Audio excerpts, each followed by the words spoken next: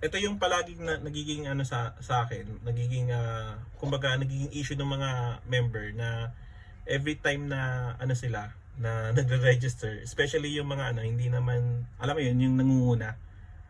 Yung meron kasi mga nanonood tsaka meron naman ng mga members na nangunguna. Nagre-register kagad sila. Okay? Hindi nila alam mali yung pinagre-register nila. Tapos nauwi sila sa alam mo yun, nauwi sila sa ibang marketplace. So nagkakaroon sila ng charge every month, yung subscription fee. Okay? Oh, So, okay. for example, magre-register ka sa Amazon Marketplace sa USA. Doon Mm. meron doon na charge na 39.99 US dollars. Every month i-charge ka niya.